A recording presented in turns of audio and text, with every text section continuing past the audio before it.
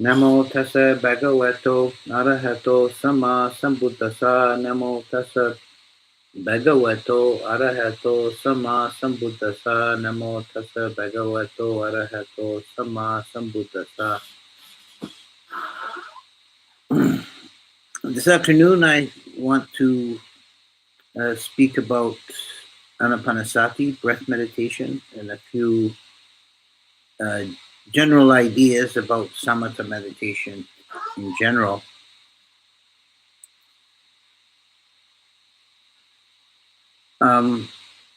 First of all, some classification. There are many, many different kinds of meditation, and we often divide meditation into samatha and vipassana. It's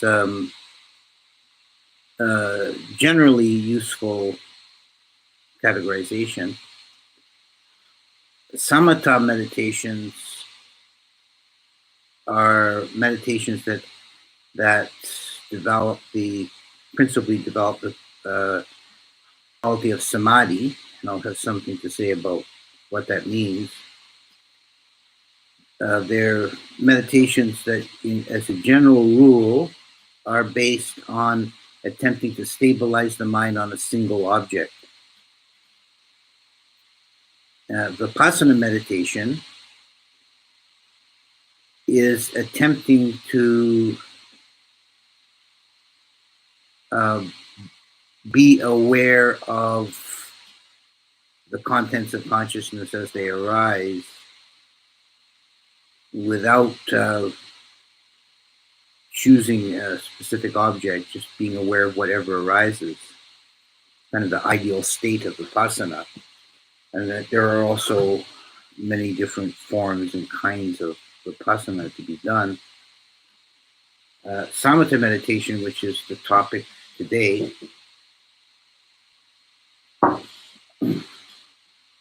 and principally the form we call Anapanasati, meditation on the in and out breath, is a form of meditation that brings calm, peace, stability to the mind, and particularly this quality of samadhi. One point I would like to get across is that I've come to think that there is serious issue with the language used in English to speak about this form of meditation. And I can see it in people's practice that it's misleading.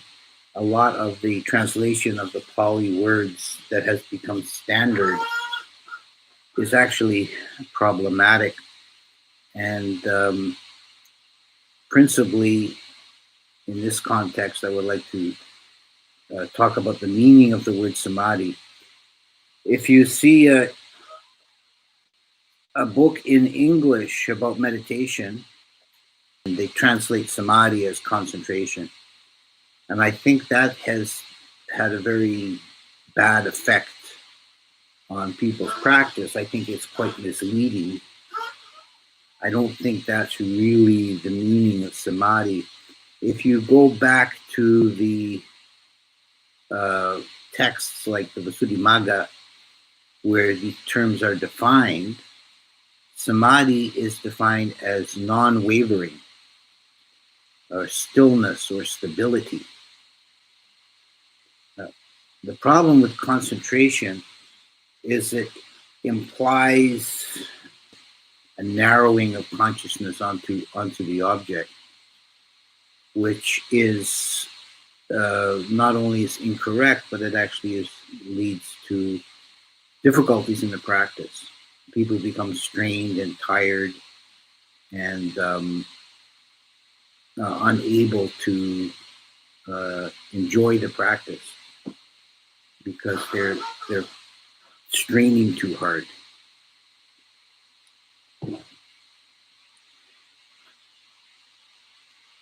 So in this regard,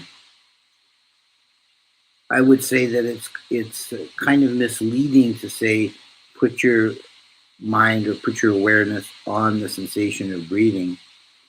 That is kind of turning it backwards. The better way to look at it is to hold the mind in a peaceful, open, spacious, receptive state and allow the breath in. Allow the breath to fill the space of the mind, not narrowing the mind onto the breath, but filling the space of the mind with the breath. That's quite a different feel to it when you do it that way.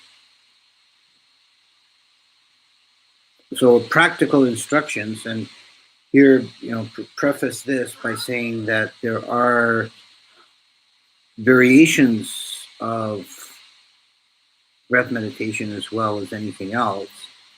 There are different ways of doing it.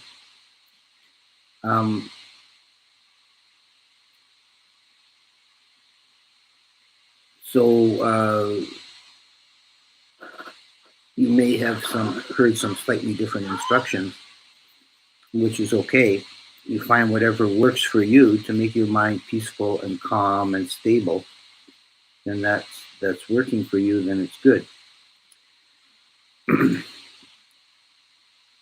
So the general way that I practice, and I sure to begin, make sure that you're sitting comfortably, but with the back upright. Be careful not to slouch or slump. That tends towards dullness.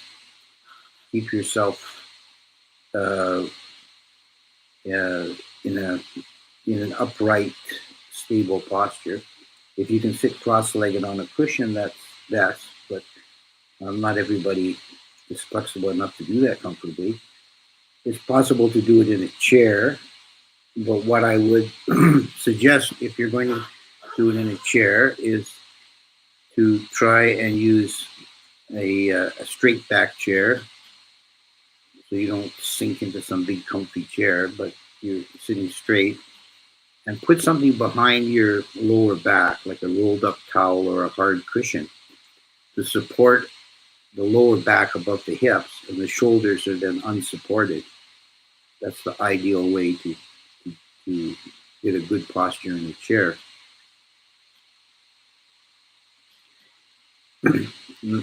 And the first principle about the practice itself is that it's not controlling the breath in any way. There are practices, pranayama, and they can be quite useful in their own context, where you do various kind of exercises of deep breathing or holding the breath or alternating the nostrils, so on. Anapanasati is not that. You withdraw any control from the breath, just let the body breathe. The only exception to that is if you find it helpful at the beginning of a set to take 3 or 4 deep breaths just to refresh and energize the body. Do that and then release control of the breath, let the body breathe. This, incidentally, is a problem for some people. And what's the there's a certain personality type that tends to be, sometimes we call them A-type personalities. They tend to be very uncomfortable with not being in control. And they have a real difficulty separating observing the breath from controlling the breath. Other people don't have an issue with that, but there's a certain number of people do. And if that is your case, that's something you really need to work on. It's important that you learn that surrender. Just trust the body to breathe and just withdraw into the knowing mind and observe the sensation of breath. We generally, and as I said, there are different, slightly different methods. We generally do the breath on the nose tip. You are aware of the passage of the breath in and out of the nostrils, the sensitive point on the nostrils where you can feel the air passage.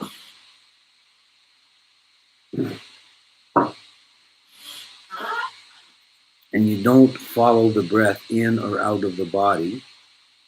You just sit with your awareness at the nose tip and be aware of the breath passing in and out. Will be based on one sense base. So we have kasina meditations where you're meditating on a visual object. There are meditations you can use with sound. But this particular meditation, Anapanasati, is using the tactile sense, or the sense of touch. So you're feeling the breath rather than watching it. That might seem like a trivial point, but there's again another issue that I have observed with some people. When I first started teaching meditation, in the first couple of years, I had a number of people who reported to me that they were developing headaches from doing Anapanasati.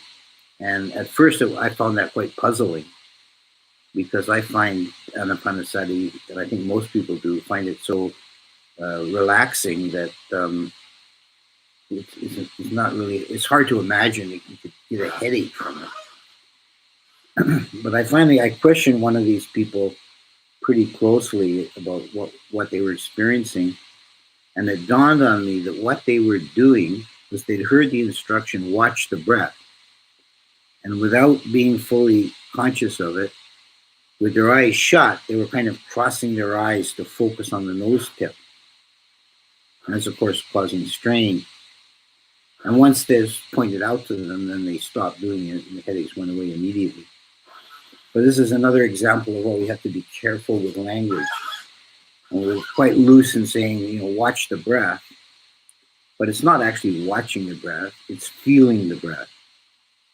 You're paying attention only to the sense base of contact, of touch at the nose tip.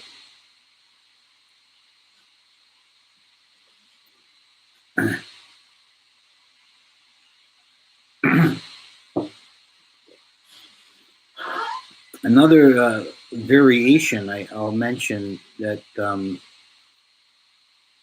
some people find very useful, and that is meditation on the breath at the abdomen. And again, there are a couple of different ways of doing it, but if you're doing it for samatha, for anapanasati, it's recommended that you keep the point of awareness fairly small, narrow, so you're finding a point a bit below the navel, about 2 finger widths below the navel, that the Zen people call that the heart point. And you can use that as a point of focus, being aware of the sensation of the movement of that point. That's particularly good if you are the type of person that is prone to a lot of anxiety, or you have difficulty stopping being involved in thought process. To get the awareness or consciousness below the neck is useful in such a case. And it's a very stable point.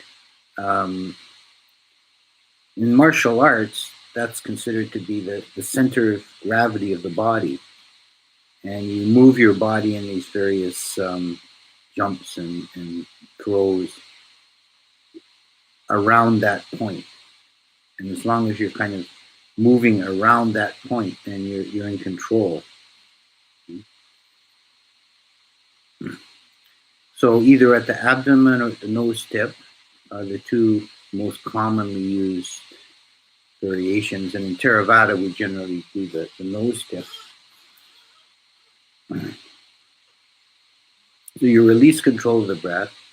You just let the body breathe, and you be aware of the breath passing in and out, the sensation of the air passing.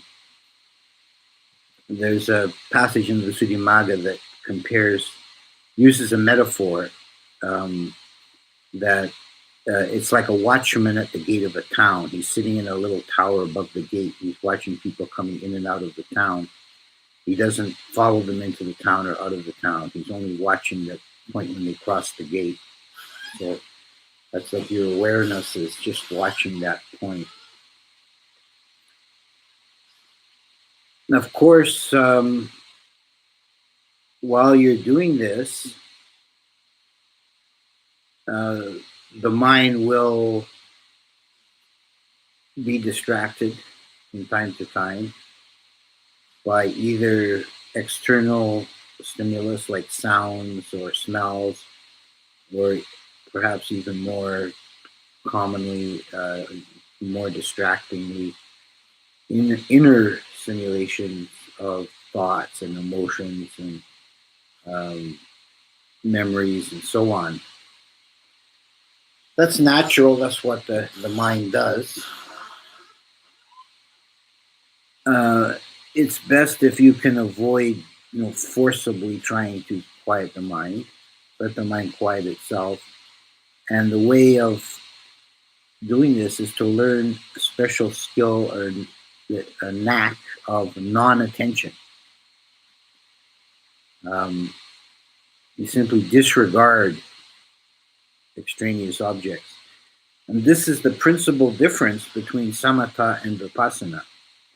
Because vipassana done properly, there are no distractions. There's just a variety of objects. So it's actually a more difficult meditation to do. It's considered more difficult because you have to observe the objects without becoming ensnared by them. As samatha, you just disregard them. And this is another difficulty that some meditators encounter. There are many people, particularly in the West, who have learned meditation first by doing vipassana, and perhaps have done vipassana for several years without doing any or much samatha meditation. And then when they turn to try and learn samatha meditation, they find it difficult sometimes because they have a natural inclination not to disregard the objects, but to make sure they've observed them. So it's an opposite kind of an approach. But if you want to develop samatha, it's something you have to learn is disregarding the objects, the art of non-attention. When thoughts and things arise, just let them fade away in the background. And if you don't feed them any attention or energy, they will fade, they'll peter out.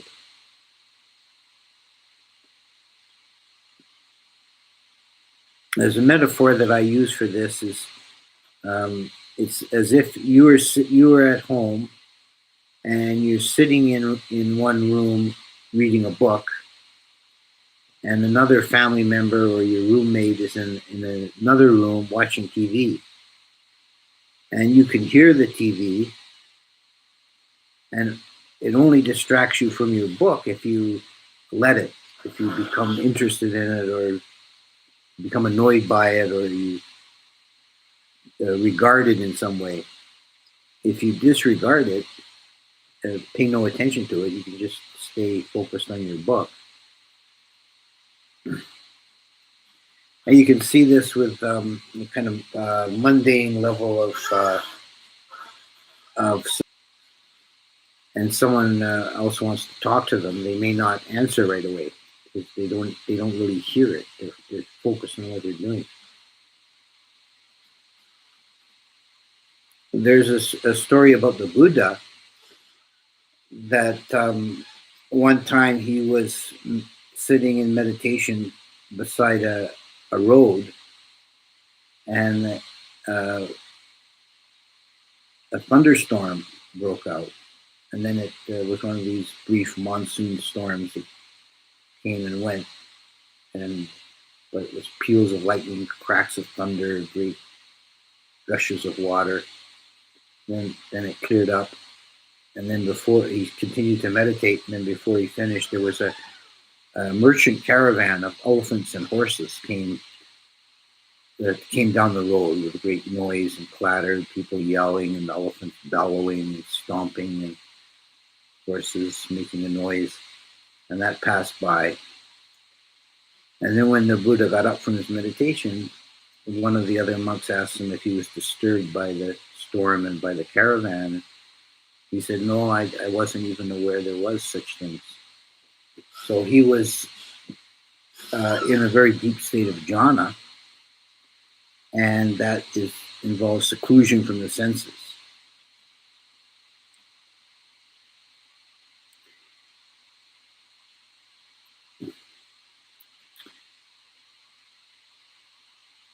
So this is where Samadhi meditation in general leads is into Jhana, which is the deep state of Samadhi when the mind is completely unified upon the object.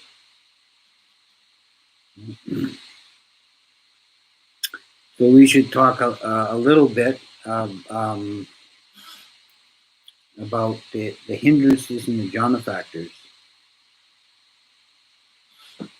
This is getting into a bit more the technicalities of the meditation. The hindrances are those mental factors that prevent you from settling into deep samadhi. And they should be known and identified. In Pali, they're called nivarana, which means a wrong wandering. It's like you're led down a false path. Instead of staying on the path of samadhi, you've gone wandering after some will-o'-the-wisp. And these are sensual desire, ill will, sloth and torpor, anxiety, and skeptical doubt. And basically, the way it works is, as long as these are present in the mind, they prevent deep samadhi and jhana.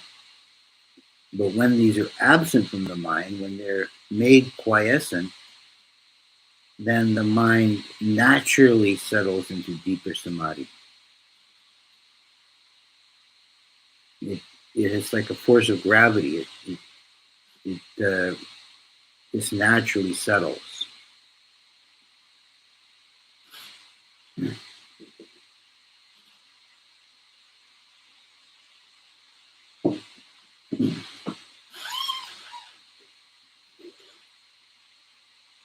And sense desire, for example, is not only coarse, obvious forms of sense desire, but it's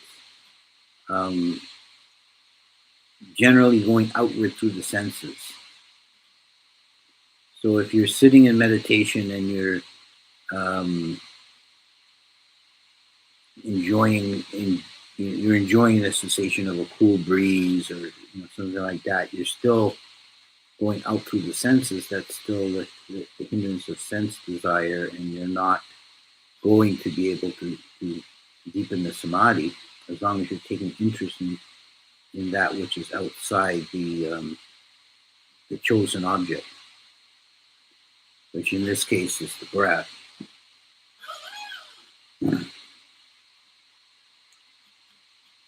Likewise with ill will, it might, a common form of that is to let yourself become upset with bodily discomfort. So then you're stuck in ill will and vyapada, and you're not able to release or relax into deeper states of meditation.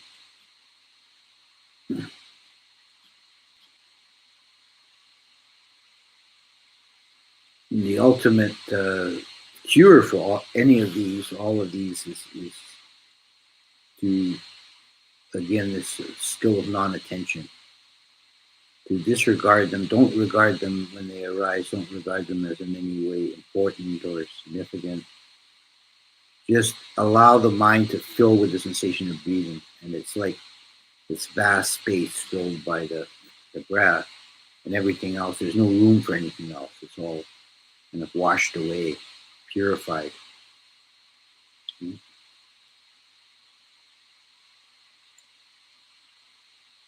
If any of these hindrances, 5 hindrances, become really problematic, become obsessive in the mind, then there are different techniques to counter them, such as ill will is countered by loving kindness, for example. And then you can make that decision. I'm going to stop doing Anapanasati for now, and I really have a problem with ill will. I got to work on that. I'll do this meditation until I clear that up.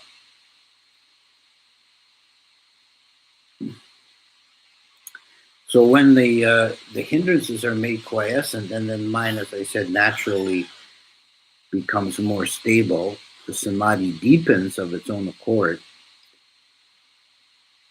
And the process of the mind deepening into deeper samadhi and into the jhanas is one of purification and simplification. And this is a quite important point to bear in mind, that we're not trying to go anywhere or get something, attain something, get a special star on your report card for first jhana and second star, second jhana, like that, which is how some people kind of approach it. Simplification, the purification, you're not trying to get anything, you're trying to allow the mind to settle into a more natural state by transcending or removing various distractions, various complications, various defilements. And what you're really uncovering a more natural, primordial state of mind. And you can see that in the scheme of the 4 jhanas and the 5 jhana factors. As you go through the 4 jhanas, each successive one, there are fewer factors. So first jhana is freed itself, at least for the time being, freed itself from the defilements, from the hindrances, from the nivaranas. And there will be present 5 factors: Vitakka, Vichara, Piti, Sukha, and Ekagata. Vitakka and Vichara are a pair. They're very closely related. They've been translated various ways. Applied sustained thought is a very common translation. They are the mental energies behind thought and speech. And there's some implications of that. But in terms of the practice of meditation and the jhanas, they're using that mental energy to hold the object. And Vitakka is considered the coarser factor, and it's the factor which strikes the object. So when the mind is wandering and you need to bring it back to the object of the breath, you use Vitakka and you bring the mind onto the object. And Vichara is the quality of holding the mind, holding the object in the mind, a steady holding.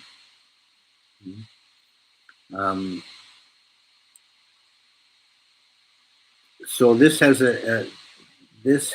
a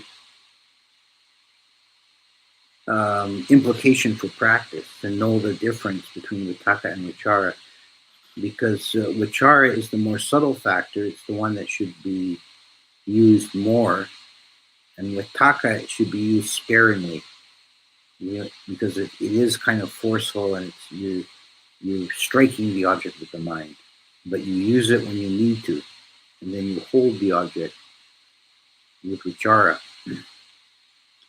Piti and sukha are also a pair. They relate to the feeling tone associated with the meditation, and they're two forms of joy or happiness. Piti is the coarser form, and it's been translated as rapid,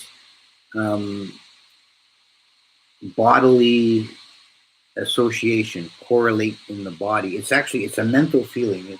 That's important to make that distinction, but it results in sensations in the body like spine rushes or tingles or shaking, these kind of things.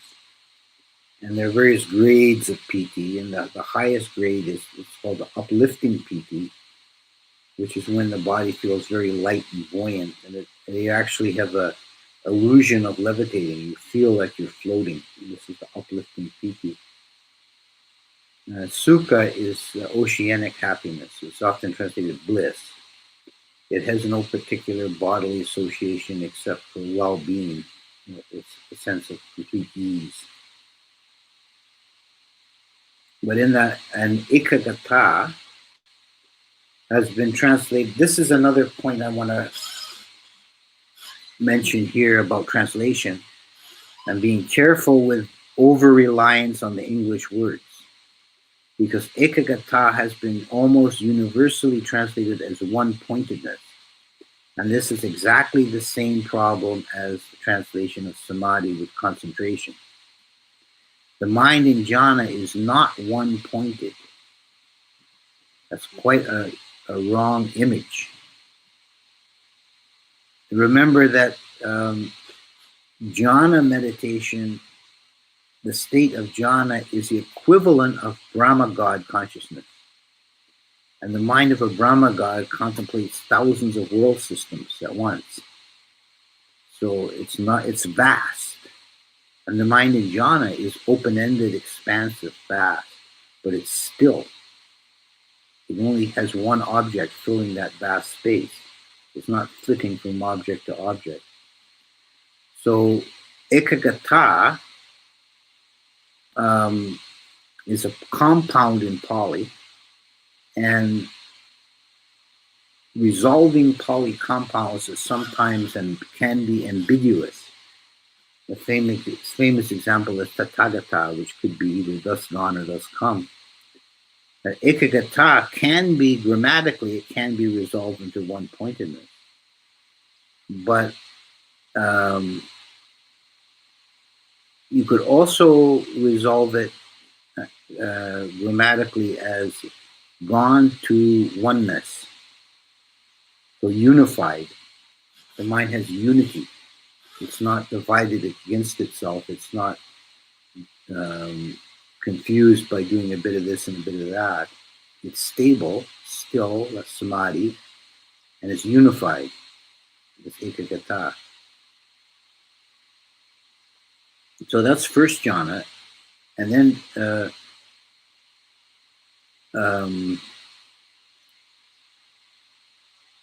second jhana, the qualities of vitakka and vichara fall away.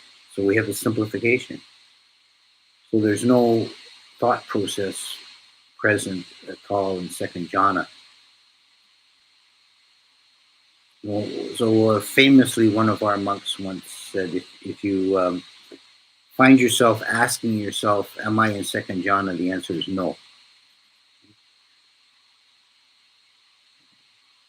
So here there are only three qualities of piti, sukha, and ekagata, and piti is the predominant factor, the strongest factor.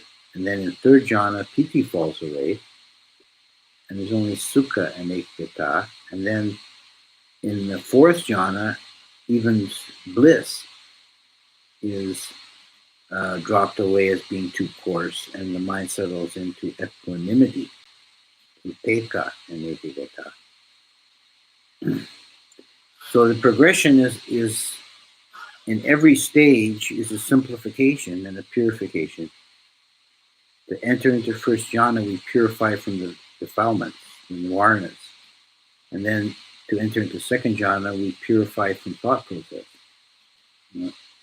And third jhana, we purify from rapture, and fourth jhana, we purify from bliss.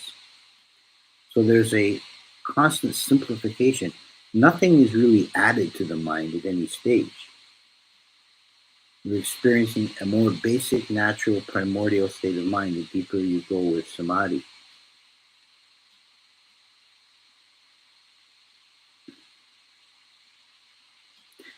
So this is, a lot of the kind of technical scheme of how it works, and maybe a bit more than you need, but if you understand that, that basic principle, that you're trying to simplify and purify the mind, rather than gain anything special or new, you're just trying to discard unnecessary baggage and let the mind rest in its natural state. If you approach it with that attitude right from the beginning, you can make it can be more harmonious and natural and easy to do meditation.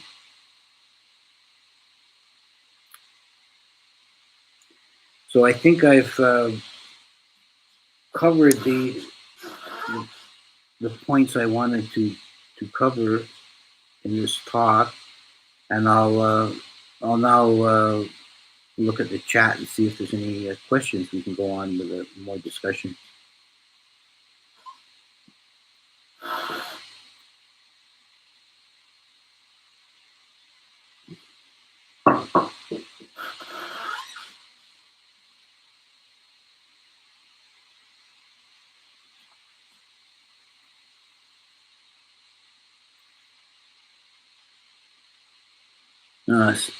Okay, I've got a question about fifth nirvana, skeptical doubt. Is that about samadhi and the possibility to enter into it? That could be a form of doubt. Wicikitcha, the Pali, could also be translated as uncertainty. It's a wavering of the mind, not resting in the certainty, but it craves certainty. So it jumps from pole to pole. It's quite different from open-mindedness. There's a attitude of mind that we could also translate as doubt, which is actually spiritually positive, is being open-minded. The attitude, I don't know, and I'm open to finding out what's here, what's going on, and not craving this certainty. So the mind that's prone to Wicikitcha is restless. It jumps from, maybe this or maybe that, and the doubts about your own ability or doubts about practice are certainly one form that arises and can be very very troublesome to the practice. It's best if you can just give it up and just do the practice.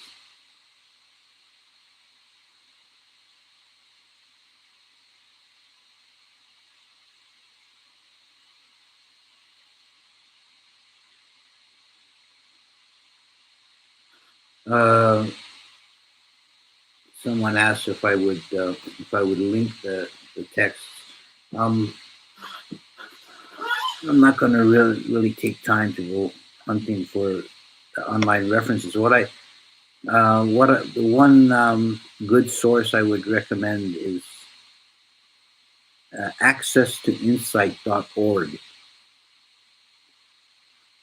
I'll I'll type that name into the. And they have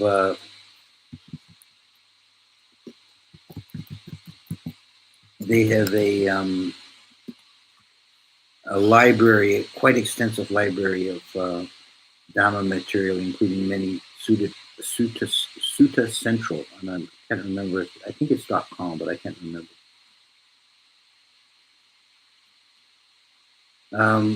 Can I experience jhana in walking meditation or in Tai Chi?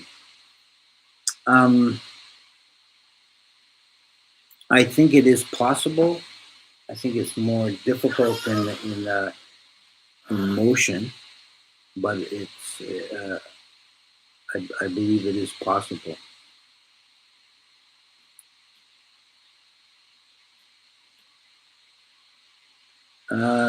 Just below. What do you think about meditating just below the solar plex? Yeah, that's actually, it's like the heart chakra. That's actually another point that some people use.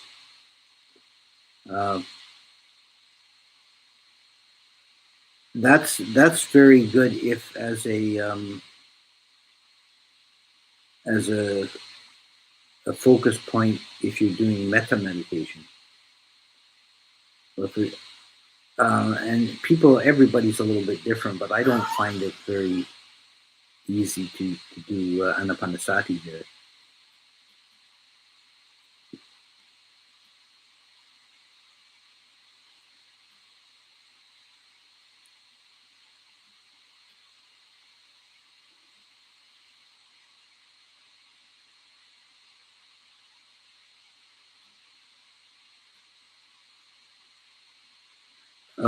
Can I talk a bit about the nimitta of breath? Okay, yeah, that's a whole kettle of fish. That one.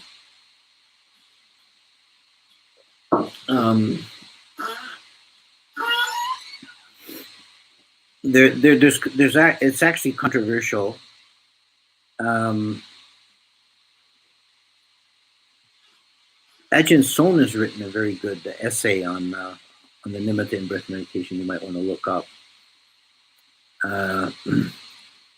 The description of the breath meditation in the Visuddhimagga, which a lot of modern writing and teaching is based on, talks about a nimitta, and nimitta means a mind-created object. A nimitta arising during breath meditation in the form of a visual image,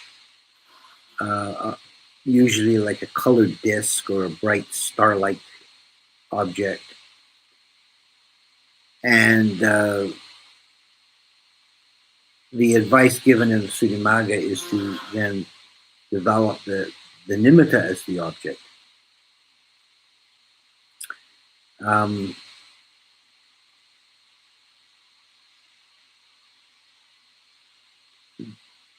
It seems that in practice, that works for some people.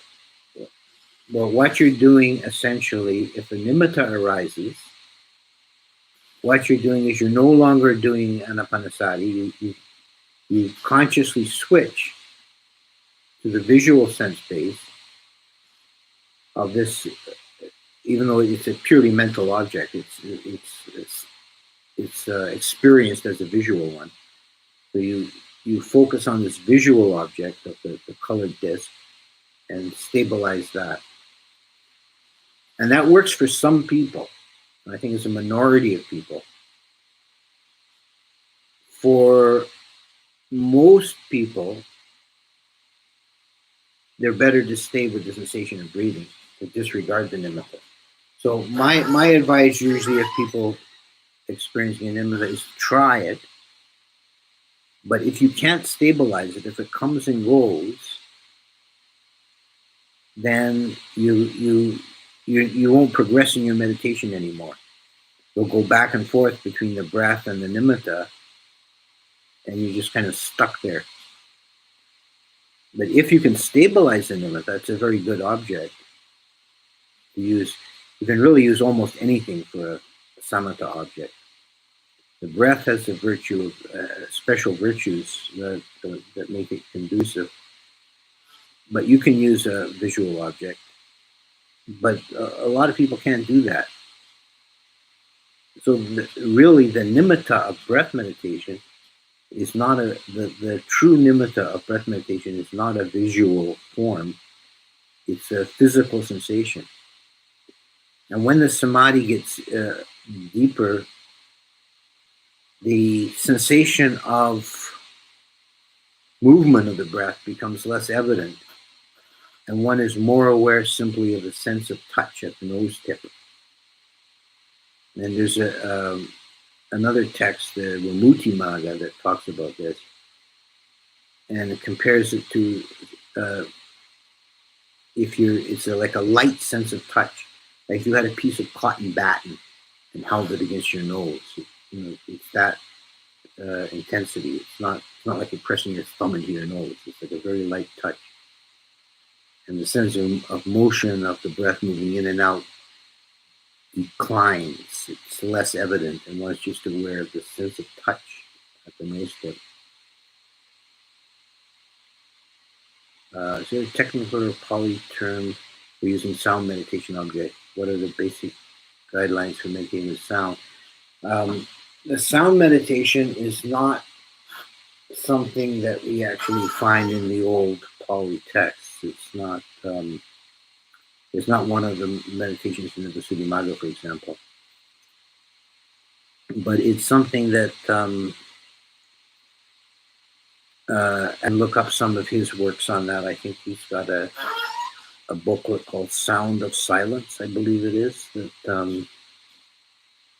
explains this meditation. You're using an internal sound that you can find. It's always present. It's kind of a little bit of a humming sound, always present somewhere in the background. You take that for the object.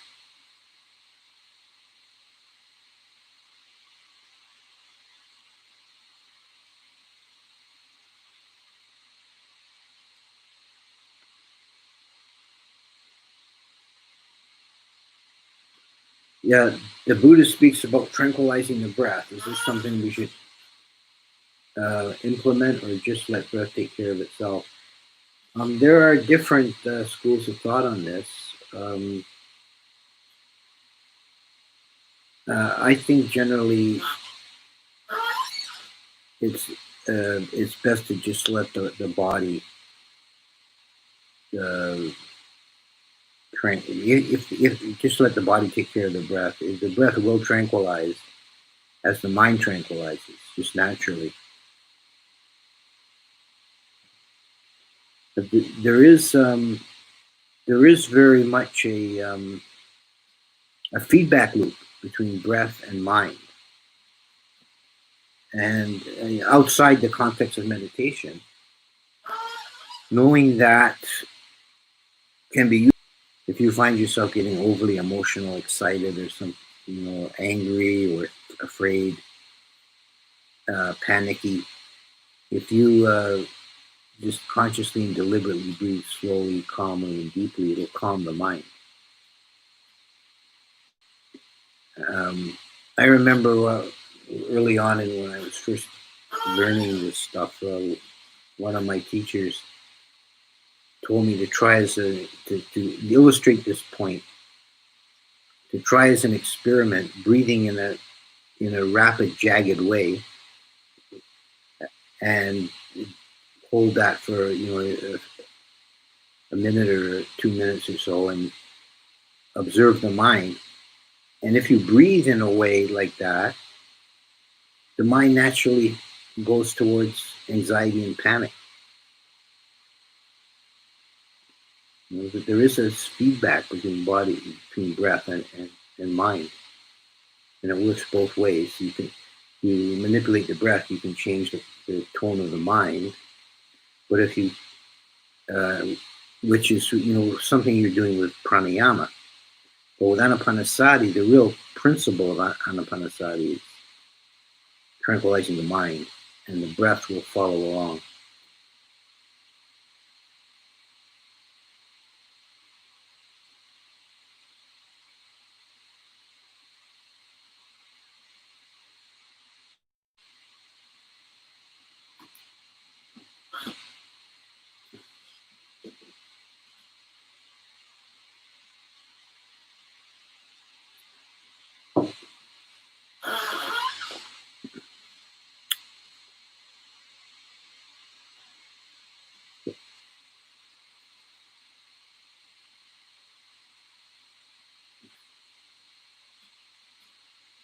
Should one use noting during samatha? No.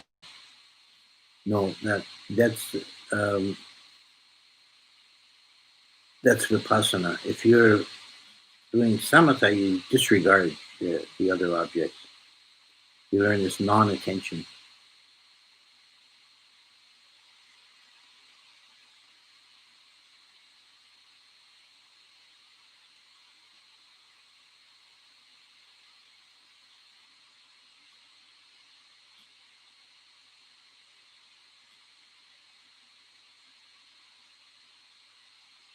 Okay, the questions seem to be winding down. Unless there's any last minute, anything last minute, I'll sign off.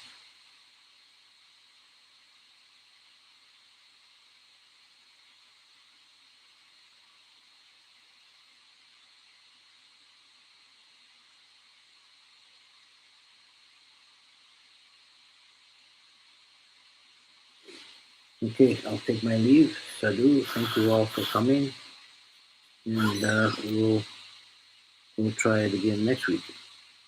Oh, before we check out, I want to get any feedback about the time and day for this live stream. I originally set it in Wednesday 4. I'm quite flexible in my schedule, and that when I first set that schedule, most people were still at home from the lockdown. I am open to changing it to another time. If people would prefer to do it later in the evening, that would be fine. Does anybody have any thoughts on that?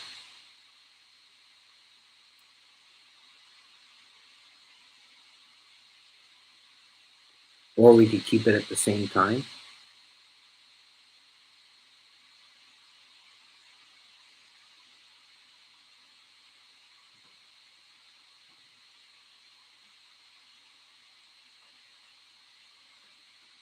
Well, since the evening would be great. So, okay, we got one vote for the evening.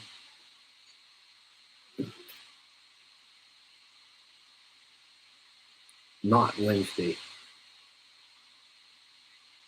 Mary says time is fine. Evening on Wednesday is not good for me, either for me. 7 p.m. Well, it doesn't have to be Wednesday. It can be any day, pretty much.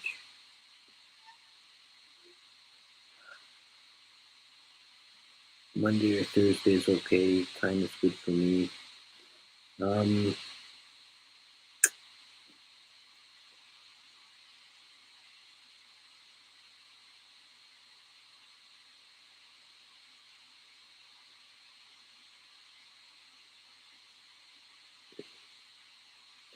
Do we want to try next week then for, let's say, Thursday at 7 p.m.?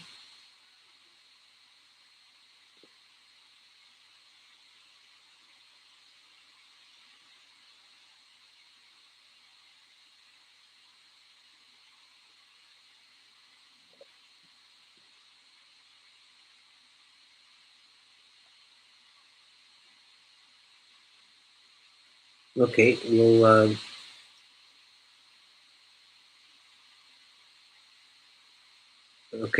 we'll do it next week on Thursday at 7 p.m. Okay.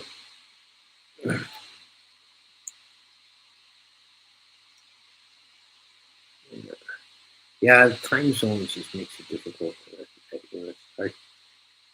Try to bear that in mind, that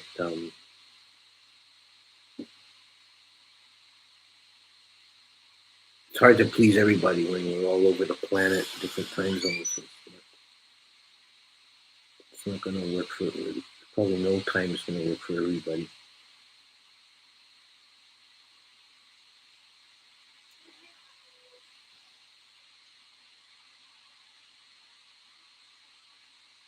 How about 6 p.m.? Is that going to be a little bit better?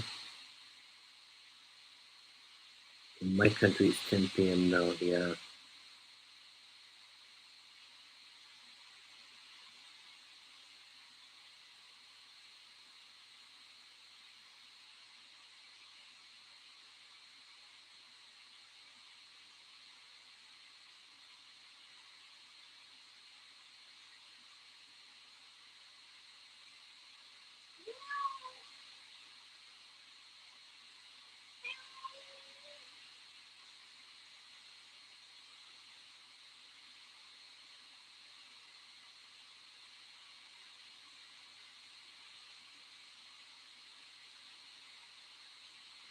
Okay, it's obvious because of the time zone issue, there's going to be no time that's good for everybody. But what I'm hearing generally is Thursday, 6 p.m. might be work for more people than not. At 6 p.m. Eastern time. Okay, so I'll leave it at that. We'll sign off now. We'll see Thursday at 6 next week.